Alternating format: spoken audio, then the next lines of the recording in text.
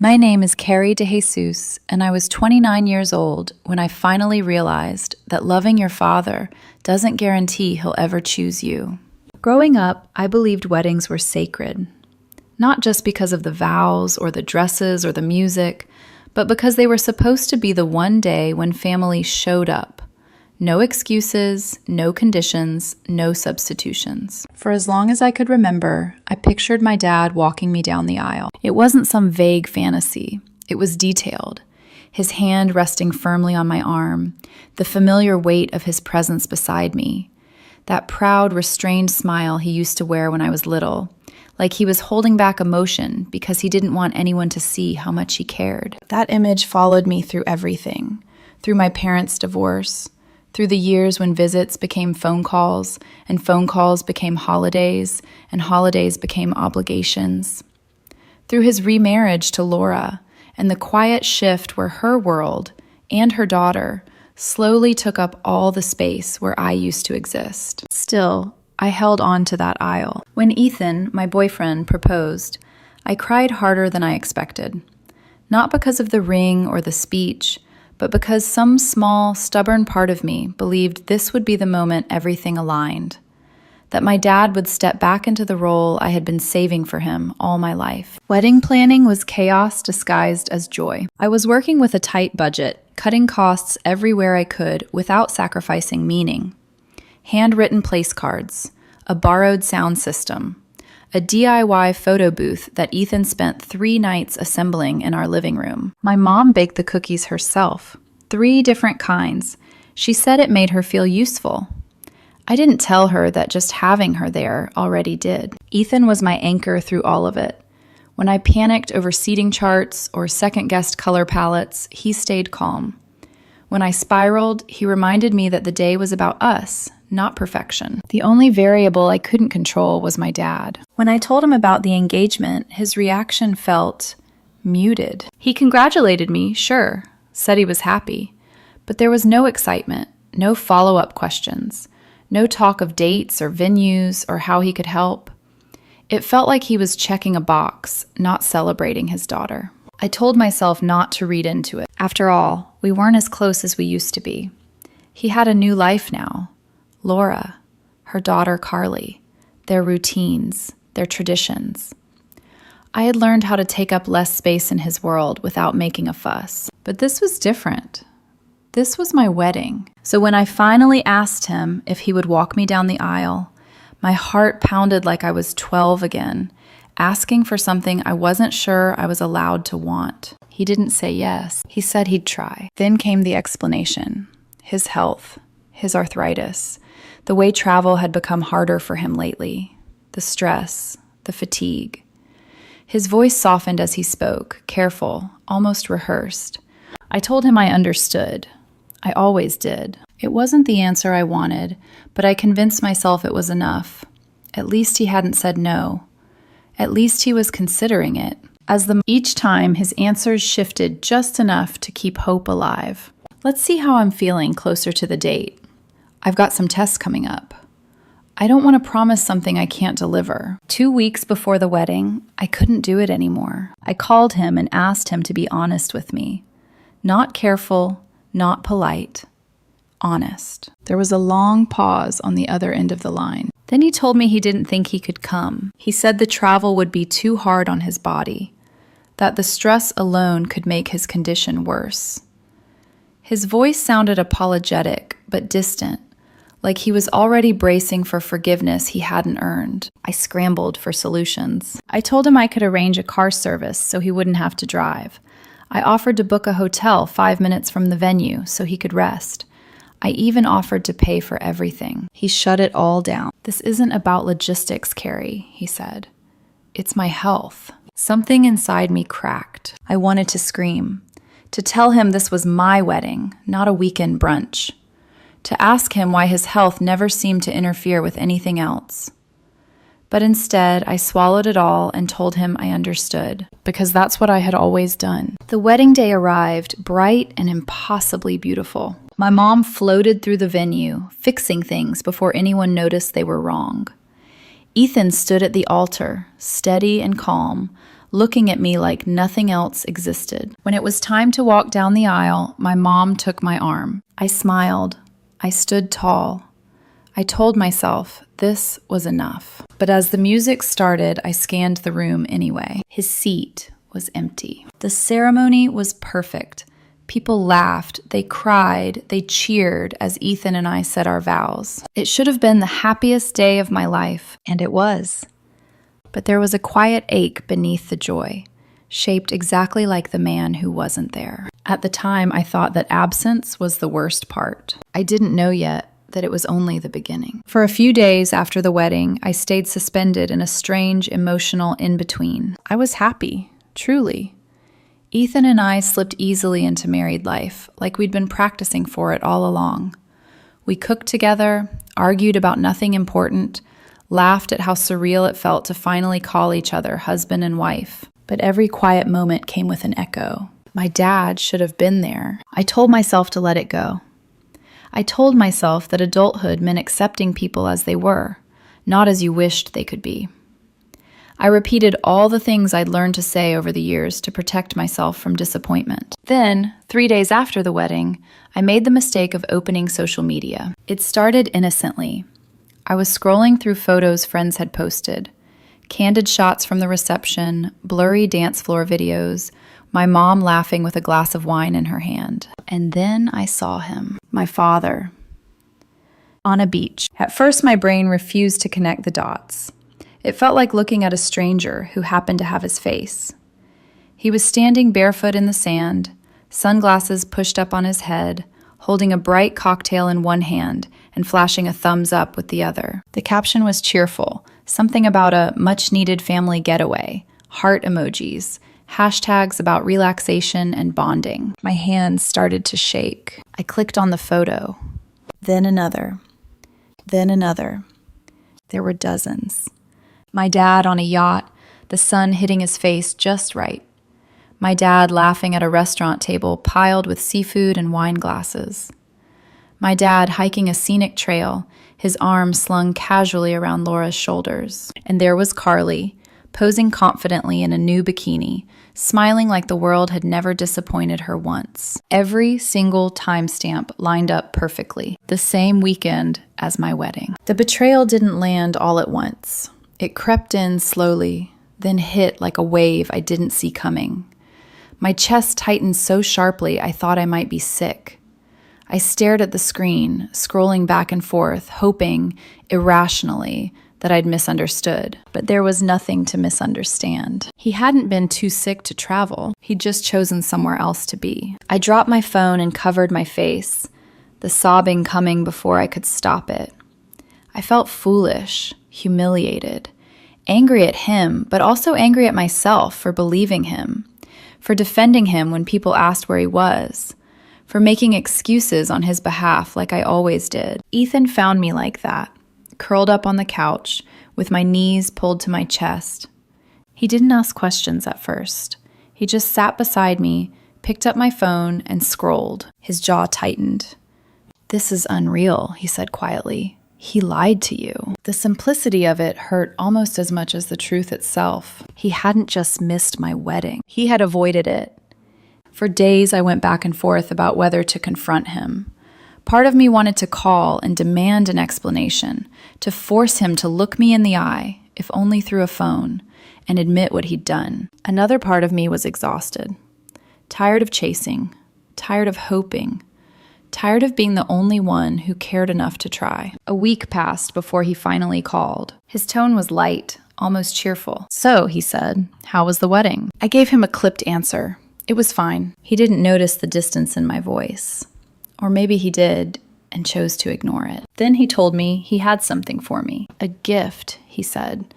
"I feel terrible for missing the wedding. I want to make it up to you." Something cold settled in my stomach. He explained that he was going to send me a check. Just a little something, he said, to help Ethan and me start our married life. I laughed. A short, humorless sound that surprised even me. "I don't want your money," I told him. "No amount of cash makes up for what you did." He immediately backpedaled, insisting he wasn't trying to buy my forgiveness, that he just wanted to show he cared. If he cared, He would have been there. When I mentioned the photos, his tone changed. He stammered, then rushed through an explanation. Laura had planned the trip last minute. It was supposed to be a surprise. He hadn't known how to say no. He claimed he didn't even realize it conflicted with my wedding until it was too late. The lies only made it worse. I reminded him of all the calls, all the times I'd asked, begged him to confirm whether he'd come. All the times he'd let me believe his health was the issue while he packed swimsuits and sunglasses. He told me it wasn't what it looked like, that the trip was a family obligation. That word snapped something inside me. So walking your only daughter down the aisle wasn't? I asked. There was a long silence. Then he said the thing that broke me completely. I thought you'd understand, he said. You've always been so independent, so strong. I didn't think you'd need me there. My strength. My independence. The very traits I'd developed because he was rarely around had now become the excuse for his absence. I told him that being strong didn't mean I didn't feel pain. That being independent didn't mean I didn't want my father at my wedding. The call ended with him promising to send the check anyway. It arrived 3 days later. A Hallmark card. A generic message about love and happiness. No apology. No acknowledgement of the lie. Just a dollar amount, neat and impersonal. I stared at it for a long time. To him, it was a gesture. To me, it was proof that he still didn't understand. And maybe never would. I didn't open the envelope again. The check sat on the kitchen counter for 2 full days, untouched, like something radioactive. Every time I walked past it, my chest tightened. It wasn't just money, it was avoidance. A neat little substitute for accountability. Ethan asked me once what I wanted to do with it. We could put it towards something practical, he said carefully. Or just return it. Return it. The words settled in my bones. That night, after Ethan went to bed, I sat alone at the table with a blank sheet of paper. I didn't want to write out of anger. I'd done that before, and it never changed anything. So I wrote slowly, calmly, honestly. I told my father I couldn't accept the check. I told him what I needed wasn't money. It was honesty, presence, and respect. And since he couldn't give me those, I wasn't willing to pretend the wound could be patched with a number. I mailed it the next morning. Sending it back felt like reclaiming something I hadn't realized I'd lost. Not power exactly, but clarity. For a while, there was silence. Ethan and I settled into our routine. Work, dinners, quiet evenings that felt safe in a way I wasn't used to. I thought maybe that was it, that the hurt would fade now that I'd said my piece. Then my aunt called. She asked why my dad hadn't been at the wedding. I told her the truth. Not dramatically, not bitterly, just the facts, the photos, the lies, the check. I didn't realize how quickly truth spreads when it's been waiting to be told. Within days, relatives started reaching out. Some were shocked, some angry on my behalf. A few admitted they'd noticed my father pulling away from me years ago, but hadn't wanted to say anything. My dad called me furious. He accused me of humiliating him, of airing family business, of being vindictive. I told him calmly that I wasn't responsible for protecting his image, especially not when it was built on lies. That conversation ended badly. And then, one Sunday morning, he showed up at my door. I knew it was him before I even opened it. My body reacted first. Tight chest, shallow breath, that old instinct to brace myself. He looked smaller than I remembered. His shoulders slumped, his confidence dulled. For the first time, I wasn't looking up at him. I stepped aside and let him in. He sat on the edge of the couch, hands clasped together, like a man waiting for a verdict. He apologized, at least he used the word. Said he regretted missing the wedding. Said he'd handled things badly. But it didn't take long for the justifications to creep in. He talked about pressure, about blending families, about how Laura expected him to prioritize Carly, about how hard it was to keep everyone happy. I listened without interrupting. When he finished, he looked at me like he was waiting for absolution. Instead, I told him the truth. This wasn't about one wedding. It was about a pattern. Years of choosing other people over me, then acting surprised when I was hurt. Years of expecting me to be understanding while he did whatever was easiest for him. I reminded him he lied, that he let me believe his health was failing while he vacationed, that he tried to buy his way out afterward. He tried to shift the blame again, to Laura, to circumstances, to stress. I stopped him. "This is about you," I said. "You made the choice. You always do." That's when his tone changed, defensive, sharp. He said he'd done his best, that he was only human, that I was treating him like a villain. I stood up. "Your best wasn't enough," I told him. "And until you can admit that, we're done." He left angry. The door closed behind him with a finality I hadn't expected, but didn't regret. Later that day, I posted in the family group chat. I laid everything out. Not to punish him, not to get sympathy, but because I was done letting the truth be twisted. The response surprised me. Most people supported me. Laura didn't. Her message was polite, carefully worded, full of guilt and righteousness. She suggested I should be grateful my father was trying, that holding on to resentment wasn't healthy. I read it twice. Then I replied. I called her what she was, a replacement, someone who stepped into a ready-made role and helped my father avoid accountability. I told her she didn't get to lecture me about gratitude when she benefited from his absence in my life. I didn't sugarcoat it. When I hit send, my hands were steady. That was the moment I chose no contact. And for the first time, it felt like peace. Silence has a sound when you're not used to it. At first, it rang in my ears. Every unanswered call, every ignored message from my father felt heavy, like I was holding my breath without realizing it. But days turned into weeks, and the quiet softened. It stopped feeling like avoidance and started feeling like relief. Ethan noticed it before I did. "You're sleeping better," he said one morning, tracing circles on my back. "You're not bracing for something all the time." He was right. I wasn't waiting anymore. Not for apologies, not for explanations, not for a version of my father that had never really existed. 2 months passed. Life settled into something steady and real. We talked about trips we wanted to take, about paint colors for the spare room, about the future without editing ourselves around someone else's unpredictability. Then my phone rang. An unfamiliar number. I almost ignored it. Something in me hesitated, some instinct that had learned, painfully, to recognize disruption before it arrived. But I answered anyway. "Carrie?" a young woman asked, her voice trembling. It took a second to place it. "Carly, my father's stepdaughter." We hadn't spoken in years. Not really. She sounded breathless, frantic, like she'd been running from something she couldn't escape. She asked if I knew where my dad was. I didn't answer right away. She kept talking, words tumbling over each other.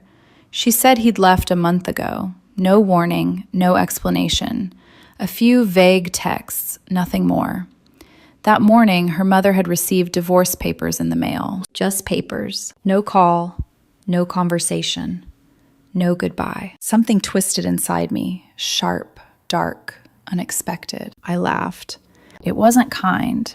It wasn't controlled. It burst out of me before I could stop it. Carly went quiet. I heard my own voice then, cold and steady in a way that surprised me. "Maybe you're being dramatic," I said. "He does this." She asked why he would leave like that, why he wouldn't explain.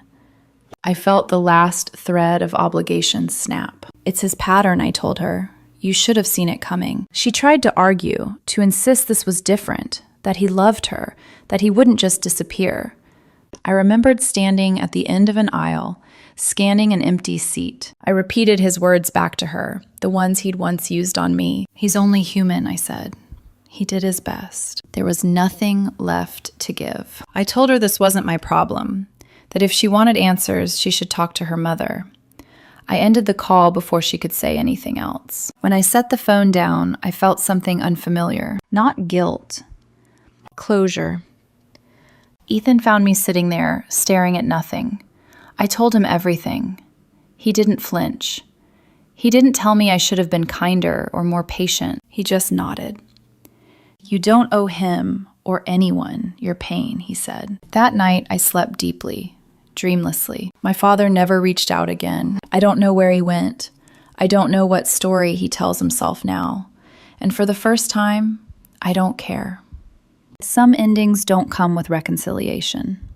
Some truths don't arrive wrapped in apologies. Sometimes the resolution is simply choosing yourself and not feeling guilty for it. And that was enough.